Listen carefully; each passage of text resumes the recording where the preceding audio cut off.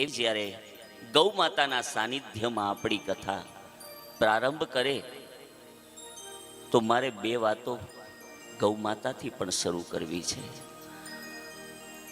તમામ શાસ્ત્રો કહે કે ગાય એ આપણી માતા છે. યતો ગાવસ્તતો વયમ, યતો ગાવસ્તતો વયમ. ગાય છે તો આપણે છીએ. બાકી તમામ દેશોમાં જઈ આવો, જ્યાં જ્યાં ગાય નીકળી ગઈ ને ત્યાં હિન્દુ છે ને એ બધા ખતરામાં આવી ગયા છે, અને ત્યાંનો ધર્મ પણ ખતરામાં આવી ગયો છે. તમે જોઈ લો, હાલ જ આપણી ફરતી બાજુ શું સ્થિતિ થાય છે. આજે બંગાળની અંદર ખુલ્લેઆમ હિન્દુઓની હત્યા થાય છે. અને હજી જો આ સમયે જાગી અને ગૌ માતાનું રક્ષણ નહીં કરીએ ને તો એક વખત બહુ ગૌરવ કે બહુ અભિમાનમાં રહેવાની જરૂર નથી.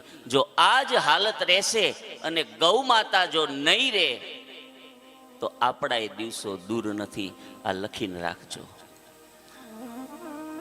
ભારત 1947ની અંદર આઝાદ થયું. કાલે 15મી ઓગસ્ટ છે, એટલે એક વાત એ લેવી છે.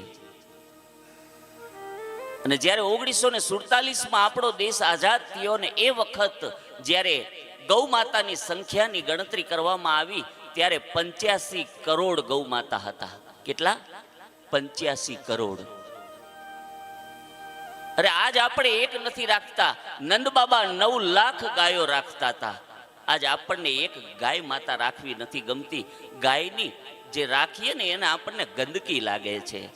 અરે ગંદકી આપણી અંદર ભરેલી છે. 85 કરોડ ગૌ માતા 1947ની અંદર હતા. હવે વિચાર કરો કે એ વખત ભારતની વસ્તી કઈ હતી, કેટલી હતી.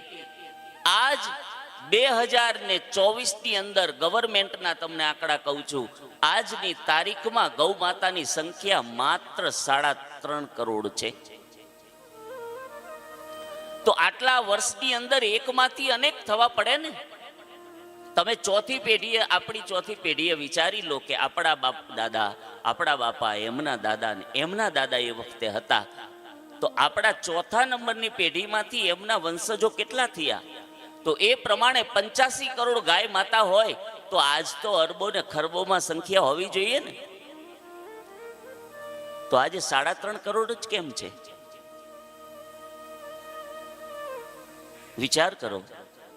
અરે કદાચ તમે ઘરે ગૌ માતા નથી રાખી શકતા, કાંઈ વાંધો નહીં. 10-10 ને 20-20 લાખની ગાડીઓ માટે તમે મકાન બનાવી શકો, તમે મોટા મોટા હોલ બનાવી શકો, પણ એક ગૌ માતા માટે તમે જગ્યા નથી રાખી શકતા. કાંઈ વાંધો નહીં, પણ કમસે કમ ગૌ વૃત્તિ તો બનો.